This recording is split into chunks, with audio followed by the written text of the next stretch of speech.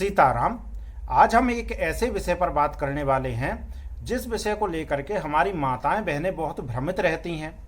कई बार वह परेशान भी काफ़ी हो जाती हैं इस विषय को लेकर के सही ज्ञान न होने के कारण। और कई बार उन्हें ऐसा भी लगता है कि इस विषय को लेकर के उनके साथ भेदभाव किया जाता है। मैं पहले बता देता हूं कि हम आज अपने जो हमारी माताएं बहनें को जो मासिक धर्म होता है उसके ऊपर चर्चा करने वाले हैं कि मासिक धर्म में माताओं बहनों को क्या करना चाहिए, क्या नहीं करना चाहिए, किस प्रकार से पूजा पाठ करनी चाहिए। तो पहले मैं ये बता दूं कि जो कुछ माताओं बहनों को ऐसा लगता है कि उनके साथ भेदभाव किया जाता है, क्योंकि उनका कहना यह है कि देखिए ये शरीर जो है ये हमारा ईश्वर का दिया हुआ है और यह जो क्रिया है वह भी ईश्वर की दी हुई है। तो फिर जब ये शरीर और यह क्रिया ईश्वर की दी हुई है तो फिर ये अशुद्ध कैसे हो गया। तो हमें एक बात और नहीं भूलनी चाहिए कि जो शास्त्रों में मर्यादा दी हुई है वह भी ईश्वर के द्वारा दी हुई है। ईश्वर ने जो कहा है वही वेदों में और शास्त्रों में वर्णित है। तो जो मर्यादाएं हैं इस समय को लेकर के वो भी ईश्वर द्वारा ही दी हुई है। तो हमें वह मर्यादाओं का पालन कर, जब हम ईश्वर को मानते हैं कि ईश्वर ने यह शरीर दिया है, यह क्रिया दी है, तो इस क्रिया को लेकर के जो मर्यादाएं दी हैं वह भी हमें माननी चाहिए। परंतु माताओं बहनों को ऐसा लगता है कि उनके साथ भेदभाव किया जाता है, उन्हें कहीं ना कहीं दबाने का प्रयत्न किया जाता है, छोटा दिखाने का प्रयत्न किया जाता है। तो देखिए मैं ये बता दूं, जो आप माताएं बहनें, ऐसा कुछ माताएं बहनें, मैं इस पर भी बात करूंगा स्पष्ट रूप से। पहले मैं जिनको मतभेद होता है उनके बारे में बात कर रहा हूं। तो जिनको ऐसा लगता है कि सनातन धर्म में उनके साथ भेदभाव किया जाता है, सनातन धर्म में जो है उन स्थिति महिलाओं की ठीक नहीं है, तो मैं एक बात स्पष्ट रूप से बता दूं, भारत जो देश रहा है वो महिला प्रधान देश ही रहा है। आपने अधिकतर कौशल्या नंदन राम ही सुना होगा, दशरथ नंदन नाम राम बहुत कम ही सुना होगा। पूर्व में आप जितनी भी कथाएं पढ़ेंगे या देखेंगे तो आपको समझ में आएगा कि पूर्व में पुत्र जो है, अभी अलग अलग सभ्यताएं जब आईं और अलग अलग सभ्यताओं के लोग हमारे साथ रहने लगे तो उनके संगति के कारण हमारी भी चीजें दूषित हो गईं। आज की भाषा में आप देख लीजिए, स्वयं पे गौर कीजिएगा, व्यक्ति 70% उर्दू शब्दों का प्रयोग करता है। क्यों? क्योंकि उर्दू भाषा के लोग हम यहाँ पर आए, उन्होंने हमारे साथ शासन किया, हमारे साथ रहे, हमारे ऊपर शासन किया। इस कारण से हमारी बोली भाषा में उर्दू की मिलावट हो गई। इसी प्रकार से हमारी सभ्यता में भी अन्य सभ्यताओं की मिलावट हो गई। अन्यथा हमारी सभ्यता जो थी वह महिला प्रधान सभ्यता ही थी। हम प्राथमिकता जो था वो महिलाओं को ही देते थे। देख लीजिए आप, शादी विवाह जो होते थे उसमें स्वयंवर की रचना होती थी, जो है माताओं बहनों को स्वयं से अपना वर चुनने का अधिकार था। इसको स्वयंवर कहा जाता था, जिसमें जो वधू है उसको स्वयं से अपना वर चुनने का अधिकार हो, उसको स्वयंवर कहा जाता था। तो इतना महिला प्रधान देश था, तो यहाँ पर माताओं बहनों से भेदभाव कैसे किया जा सकता है। यह देश वो देश रहा है जहां पर अनसुईया जी ने ब्रह्मा विष्णु महेश को 6-6 महीने का बालक बना दिया। किस कारण से? आप विश्वास मानिए, जो हमारी आज की माताएं बहनें हैं और अनसुईया जी हैं, उनमें और आप में क्षण मात्र का, तिनके मात्र का फर्क नहीं है। फर्क यदि कुछ है, यदि कुछ आप में अंतर है तो वह मात्र इतना है कि वह बिल्कुल शास्त्र सम्मत तरीके से चली और अपने पति को ही उन्होंने देवता माना और अपने पति की सेवा करते हुए शास्त्रों की जो मर्यादा थी और शास्त्रों की जो वाणी थी उस पर चलते हुए उन्होंने अपना जीवन निर्वाह किया। वहां से उनकी इतनी तप शक्ति उनके भीतर आ गई कि उन्होंने ब्रह्मा विष्णु महेश तक को 6-6 महीने के बालक बना करके पल्ले में लेटा दिया। और आज भी ऐसी महिलाएं जो ये सब हो करके भी ऐसी ऐसी दिव्य जो है उनको याद करके ही जो है हृदय गदगद हो जाता है। आज भी ऐसा नहीं है कि ये भारत भूमि जो है तो दिव्य महिलाओं से खाली हो गई है। तपस्वी महिलाओं से खाली हो गई है, ऐसा नहीं है। कुछ महिलाओं को भले ही भेद है, लेकिन ये भेद जो है ये दो तरीके का, ये हमारे लिए ही हानिकारक है। क्योंकि हम भगवान को मान रहे हैं, ये मान रहे हैं कि भगवान ने ये हमको शरीर दिया हुआ है, परंतु हम ये नहीं मान रहे कि जो भगवान ने वाणी कही है उस वाणी को हम मानने के लिए तैयार नहीं। ना ना ना ना ना, ये तो महाराज जी आपने अपने मन से लिख दिया। तो महाराज जी ने ही उसमें लिख करके बताया है आपको राम का नाम, उसी में महाराज जी ने लिख करके बताया है आपको कृष्ण का नाम, तभी आपने माना। और राम को और कृष्ण को आप मानने लगे, आप ये भी मानने लगे कि उन्हीं ने यह शरीर आपको दिया है, और उनकी जो कही हुई अन्य वाणी है वह आप नहीं मान रहे। तो जो हमें अच्छा लगता है उसको हम मान लेते हैं, स्वीकार कर लेते हैं, जो हमें अच्छा नहीं लगता उसको हम नहीं मानते हैं। ये पूर्ण तरह से जो है अशास्त्रीय विधान है। जिस प्रकार से भारत का एक संविधान है, उस संविधान के विरुद्ध यदि हम चलेंगे तो हम दंड के अधिकारी होंगे। इसी प्रकार से एक देवीय संविधान है, चाहे वो महिला हो चाहे पुरुष हो, उस देवीय संविधान के विरुद्ध जो चलेगा वह दंड का अधिकारी होगा। परंतु अभी भी ऐसी ऐसी दिव्य महिलाएं इस भारत देश में, इस धरा पर विराजमान है। सनातन धर्म में अभी भी ऐसी ऐसी महिलाएं हैं जो पूर्ण तरह से धर्म सहमत आचरण करते हुए अपना जीवन निर्वाह कर रही हैं। हालांकि ऐसा नहीं है कि उनके जीवन में सब कुछ अच्छा ही अच्छा हो रहा है, उनके जीवन में कोई संघर्ष नहीं है। ऐसी ऐसी महिला मैंने देखी हैं कि जिन्होंने ना अपने बचपन में कोई सुख पाया, ना अपने पति के टाइम पे कोई सुख पाया, उनके बच्चे भी गलत हो गए, परंतु फिर भी अभी उनको भगवान पर विश्वास है और उन्होंने इतना अत्यधिक अपने जीवन में संघर्ष किया, परंतु कभी भी कोई शास्त्र विरुद्ध आचरण नहीं किया। उनका कहना मात्र एक यही है कि यह जो भुगत रहे हैं ये पूर्व के कर्म है, लेकिन अब हम इस जन्म में कोई ऐसा कर्म नहीं करेंगे जिससे आगे चल के हमें कुछ गलत भुगतना पड़े। ऐसी ऐसी दिव्य महिलाएं आज भी इस धराधाम पर विराजमान हैं। तो इन्हीं दिव्य महिलाओं को कुछ इस समय को लेकर के, जो मासिक धर्म है वह उस मासिक धर्म को लेकर के कुछ गलतफहमी हो जाती है। उन सब बातों को लेकर के आज हम यहाँ पर चर्चा करेंगे। क्षमा कीजिए, शुरू में कुछ अंतर में बोल दिया हो तो उसके लिए क्षमा कीजिएगा, परंतु ये बातें भी करना थोड़ा आवश्यक था। तो आज इस विषय पर हम बात करते हैं। तो मासिक धर्म में माताओं बहनों को पूजा पाठ किस प्रकार से करना चाहिए। पहले बात तो ये कहते हैं कि पूर्ण तरह से माताओं बहनों को पूजा पाठ छोड़ देना चाहिए। ये बिल्कुल ही गलत है।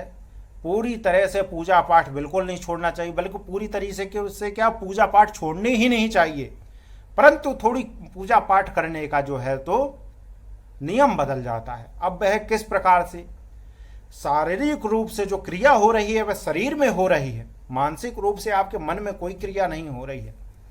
तो अपने मन में उस समय भी अपने गोविंद को, अपने इष्ट को विराजमान करिए और मानसिक पूजा करिए और मानसिक जाप करिए, नाम जाप करिए। आप जिस भी इष्ट पर आपको विश्वास है उसका नाम का जाप करिए, और कोई मंत्र आदि है तो उसको भी आप मानसिक जप कर सकते हैं। मुंह में बोल करके जाप नहीं करना है, कोई मंत्र आदि है उसको भी मानसिक जाप करिए, मन ही मन में उसको चलने दीजिए, उसको एक एक अक्षर को याद करिए, मन ही मन में चलने दीजिए और आंखों के सामने उसके उस मंत्र के एक एक अक्षर को याद करिए। इस प्रकार से मंत्र जाप करने से या नाम जाप करने से वह 1000 गुना अधिक फल देता है वह जाप। यदि आप उसको जपते भी जाएं और उसको, उसकी लिखावट को, लिखे हुए को ऐसा देखें कि वह आपके सामने ही घूम रहा है वह नाम। जैसे मान लीजिए मैं राम का नाम ले रहा हूं तो रा और मां मेरे आंखों के सामने ही चल रहा है, ऐसा मैं याद करूं तो वह 1000 गुना अधिक फल देने लगता है। तो इस समय मासिक धर्म में माताओं बहनों को कभी भी पूजा पाठ बिल्कुल बंद नहीं करनी चाहिए। पूजा पाठ मानसिक रूप से बराबर करते रहना चाहिए। अब कुछ माताओं बहनों का ये भी भ्रम होता है कि पंडित जी हमारा कोई अनुष्ठान चल रहा है और अनुष्ठान के बीच में ही ये मासिक धर्म आ गया, उस समय हमें क्या करना चाहिए। तो देखिए, जो भगवान की मुख्य पूजा है, जैसे भोग आदि हो गया, वह आप अपने पति देव से या घर में कोई और व्यक्ति है उससे करवा दीजिए। और दूर बैठ करके जो आपका जाप है अनुष्ठान का उसको आप पूरा कीजिए। उस समय जो अपना मुख्य आसन है उसका प्रयोग मत कीजिए। यदि कर लेते हैं, हालांकि मत कीजिए, दूसरे आसन का प्रयोग कीजिए। मासिक धर्म के लिए एक दूसरा आसन बना करके रखिए। यदि कर लेते हैं उसी आसन का प्रयोग तो मासिक धर्म के बाद उसको धो लीजिए। हालांकि प्रयास करना चाहिए कि उस समय के लिए वो दूसरे आसन का प्रयोग करें और वह समय पूरा होने के बाद उस आसन को भी धो करके रखते हैं एक तरफ। तो इस प्रकार से हम इसको अनुष्ठान हमारा खंडित नहीं महिला कहती हैं कि पंडित जी इस समय बीच में कोई आ गया तो हमारा अनुष्ठान खंडित हो जाता है। पूर्ण जानकारी ना होने के कारण कुछ जो हमारी माताएं बहनें हैं वह अनुष्ठान छोड़ भी देती हैं। तो ऐसा नहीं करना है। जो मुख्य पूजन आदि है, इसीलिए पहले जो है हमारे में बड़े परिवार का प्रचलन था, सब साथ में रहते थे। एक माता बहनों को कोई समस्या हुई तो अन्य माताएं बहनें परिवार में हुआ करती थी, परंतु अब अलग अलग रहने का वो हो गया है। तो इसके लिए माताओं बहनों को चाहिए कि वह मानसिक पूजा अवश्य करें, मानसिक पूजा बिल्कुल भी बंद ना करें। क्योंकि यदि कोई नेगेटिविटी है, कोई ऐसी गलत चीज है या कोई तंत्र मंत्र यदि क्रिया आपके ऊपर की गई है तो आप विश्वास मानिए वह जब आपके शरीर को जकड़ेगी, आपके शरीर को इफेक्ट करेगी तो वह यही समय है। कोई दुश्मन को यदि कोई मारना चाहेगा तो उसके कमजोर समय पर मारना चाहेगा, उसके कमजोर स्थान पर मारना चाहेगा। तो ये नेगेटिविटी और भूत प्रेत ये गलत चीज ये बहुत अच्छी तरह से जानते हैं कि माताओं बहनों को इस समय जो है पकड़ना, उनको उनके शरीर में प्रवेश करना या उनको अन्य प्रकार से जो है प्रताड़ित करना इस समय बहुत आसान होता है। क्योंकि एक तो उनका शरीर वैसे ही दूषित हो जाता है, अशुद्ध हो जाता है, और तो और वो पूजा जप तप आदि भी छोड़ देती हैं। यहीं पर गलती हो जाती है। हमें मानसिक रूप से पूजा जप तप आदि बिल्कुल नहीं छोड़ना है, जबकि भगवान स्वयं कह रहे हैं कि मानसिक रूप से भी पूजा, प्रत्येक पूजा वे स्वीकार करते हैं। यदि आप मानसिक रूप से भगवान को गुलाब जामुन का भोग लगा रहे हैं तो वह सत्य में गुलाब जामुन का भोग स्वीकार किया जाता है और भगवान स्वीकार करते हैं। तो माताएं बहनें दूर बैठ करके जिस प्रकार से रोज पूजा करती हैं उस प्रकार से अपने मन में सोचना है कि अब हम भगवान को स्नान करा रहे हैं, अब हम भगवान को लड्डू का भोग लगा रहे हैं, अब हम भगवान की आरती कर रहे हैं। इस प्रकार से आप मन में मानसिक पूजा करेंगी तो उसका भी पूर्ण पूजन का फल आपको मिलता ही मिलता है। और मासिक धर्म में यही करना चाहिए। पूजा पाठ कभी भी बंद नहीं करना चाहिए, कभी भी बंद नहीं करना चाहिए। क्योंकि कोई माने या ना माने, कुछ ऐसे गंदे लोग, गंदे तांत्रिक और ऐसी कुछ गंदी शक्तियां जो माताओं बहनों को विशेष रूप से अपना शिकार बनाते हैं। और यही समय जो होता है जब उनको वह बहुत आसानी से पकड़ सकते हैं, बहुत आसानी से उनके ऊपर प्रभावित हो सकते हैं। तो इस समय मानसिक पूजा जाप ताप तो बिल्कुल छोड़ना नहीं है, करते रहना है। तो ये एक बात हो गई। अब दूसरी बात है, एक माता जी का हमारे प्रश्न आया था। उन्होंने ये पूछा कि मान लीजिए पंडित जी मुझे पहले नहीं पता या पहले ऐसा नहीं हुआ, मैं कहीं जा रही हूँ, रास्ते में मंदिर जा रही हूँ, जैसे ही मैं मंदिर पहुँची मुझे एहसास हुआ कि मेरा जो है मासिक धर्म आ गया है। उस समय पर मुझे क्या करना चाहिए? अब तो मैं मंदिर में प्रवेश कर गई या मैंने शिवलिंग को या भगवान के पूजा पाठ को स्पर्श कर दिया, तो क्या मुझे वहां पर दोष लग जाएगा? नहीं। जैसे ही आपको पता चलता है, जब तक आपको नहीं पता चलता है कोई दोष आपको नहीं लग रहा है, ठीक है, निश्चिंत रहिए। परंतु जैसे ही आपको पता चल गया आपको तुरंत दूर हो जाना चाहिए और दूर खड़े होकर के मानसिक पूजन से अपना मानसिक रूप से पूर्ण पूजन पूरी करनी चाहिए। विश्वास मानिए, मानसिक पूजा का भी उतना ही फल है जितना भौतिक पूजा का फल है। मानसिक रूप से आप जो भी भगवान को अर्पित करते हैं वह भगवान स्वीकार करते हैं, बल्कि भगवान तो मानसिक पूजा को ही ज्यादा महत्व देते हैं। आप यहां पर भगवान को लड्डू का भोग लगा रहे हैं परंतु आपका दिमाग कहीं और है तो वह भगवान कभी स्वीकार नहीं करते। परंतु यदि भले लड्डू नहीं, आप मन से भगवान को लड्डू अर्पित कर रहे हैं, लो भगवान भले लड्डू नहीं है, लो आज हम तुमको लड्डू मालपुआ अर्पित कर रहे हैं, तो भगवान को वह स्वीकार होता है और वह भगवान को प्राप्त भी होता है मात्र आपके मन की शक्ति से। विश्वास मानिए ये बात। तो वो मानसिक पूजा हमको बराबर माताओं बहनों को करते रहना है। और मासिक धर्म का ना पता चलने पर या अचानक मासिक धर्म आ जाने पर कोई मूर्ति आदि का स्पर्श हो जाता है या पूजा पाठ हम आदि कर रहे हैं तो वहाँ पर कुछ भी दूषित नहीं होता है। घर की पूजा में कर रहे हैं, हमको यदि ऐसा लगता है तो हमको उस समय दूर हो जाना है। मान लीजिए घर के मंदिर में बैठ करके हम पूजा कर रहे हैं, भगवान को स्पर्श कर रहे हैं, उसी समय हमको ऐसा एहसास होता है कि मासिक धर्म आ गया है तो वहाँ पर हमको तुरंत ही दूर हो जाना है और घर पे मंदिर में जो है गंगा जल छिड़कवा देना है। और जो मैंने नियम बताया आपको, दूर रह करके मानसिक पूजा पूरी करनी है, पूरा जप तप करना है और नाम जप निरंतर करते रहना है। नाम जप आप बोल करके भी कर सकते हैं क्योंकि नाम जप का कोई नियम नहीं, परंतु मंत्र जाप और कोई स्त्रोत आदि का जाप मानसिक बोल करके नहीं, मानसिक मन में बिल्कुल करिए, बिल्कुल भी बंद नहीं करना है। यह समय जो है आपका बहुत कहते हैं नाजुक समय होता है। और एक तरीके का शास्त्रों में ऐसा विधान इसलिए भी बनाया गया कि देखिए 365 दिन में माताओं बहनों को एक दिन की छुट्टी नहीं होती, परंतु ये कुछ दिन ऐसे दिए गए जिसमें वह पूर्ण तरह से आराम करें। शास्त्रों में स्पष्ट रूप से उनको आराम करने के लिए कहा गया है, परंतु नहीं, अब तो क्योंकि परिवार नहीं है और पुरुषों को भी ये बात समझ में नहीं आती है। पुरुष भी माताओं बहनों को पता नहीं क्या ही मान के बैठे हैं कि बस अब इसी ने ही घर का ठेका ले रखा है, इसको रोटी ठोकनी है तो इसी को ठोकनी है, क्योंकि मैं तो बिल्कुल बाहर से कमा करके आ रहा हूं तो मुझे अब कुछ करना नहीं। तो विश्वास मानिए वह मासिक धर्म में जो भोजन बना करके दे रही हैं वह कहीं ना कहीं आपकी भी बुद्धि खराब करेगा और आपके बच्चों की भी बुद्धि खराब करेगा, क्योंकि उस समय वह कष्ट में है। शास्त्रों में मना किया गया है कि इस समय इनसे काम नहीं करवाना है, इससे भोजन आदि नहीं बनवाना है, परंतु फिर भी उस समय उनका कष्ट में रख करके उनसे संपूर्ण काम करवाना पूर्ण तरह से गलत है।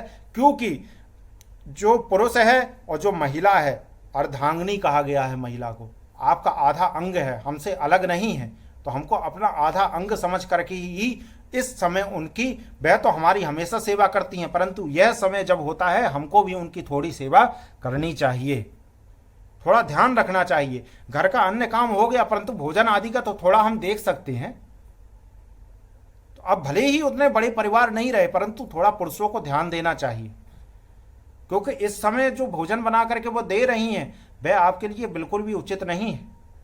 भले ही बात को कोई माने या ना माने, आपको गुस्सा है तो आप बिल्कुल कमेंट में गाली लिख करके चले जाइए, लेकिन शास्त्रों की यही बात है और शास्त्रों की बात ईश्वर की कही हुई बात है।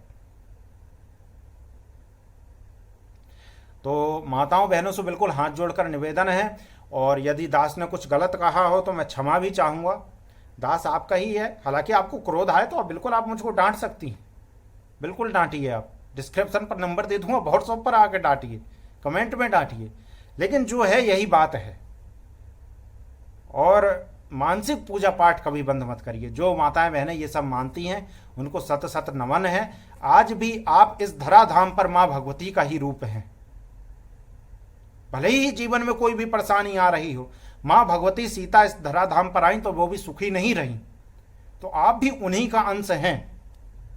भले ही आपके जीवन में परेशानी आ रही है, परंतु विश्वास मानिए जिस प्रकार से आप शास्त्र सम्मत चल करके अपने गोविंद पर आप का विश्वास है और आप आज भी अपने धर्म की बातें मान रही हैं, आप उसी माँ भगवती का अंश हैं, साक्षात उन्हीं का ही रूप हैं। तो आज भी हमारा ये जो भारतवर्ष है ऐसी माताओं बहनों से ना कभी खाली था और ना ही कभी खाली होगा।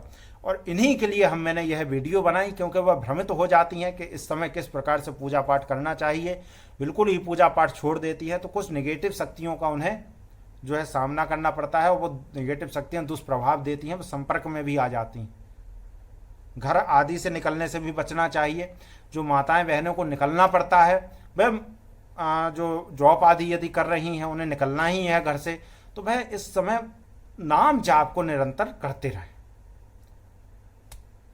तो यह कुछ सावधानियां थीं और ये सब चीज़ें हमने बताई। ये जो भी माताओं बहनों को लेकर के जो भी भ्रम मेरे पास आए थे, जो मुझे पता चल सके कि ये माताओं बहनों को इस विषय पर ये भ्रम होता है, उस विषय को मैंने स्पष्ट किया। बाकी दास से कुछ गलती हुई हो तो दास क्षमा चाहता है।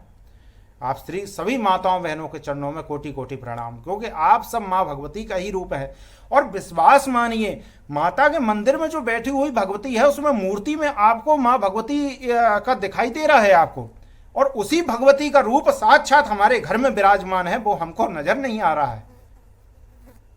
यदि हम थोड़ी सी सेवा इनकी भी कर लें, हालांकि वो बात अलग है, कोई ये कहे कि हम पति परमेश्वर हैं, ठीक है, लेकिन ये बात भी नहीं भूलिए आप परमेश्वर हैं, परंतु अब उसी परमेश्वर की वो अर्धांगिनी है, आपका आधा अंग है। तो उस हिसाब से भी, उस दृष्टि से भी उनको लेकर के चलिए। और मूर्ति की भगवती के से ज्यादा इस भगवती पर यदि आप ध्यान दे ले, इस भगवती को यदि आप प्रसन्न कर ले, जो हमारे युवा हैं वो अपने अपने मां को प्रसन्न कर लें, तो आपका कल्याण जल्दी होगा, आप जल्दी उन्नति करेंगे। विश्वास मान करके देखिए।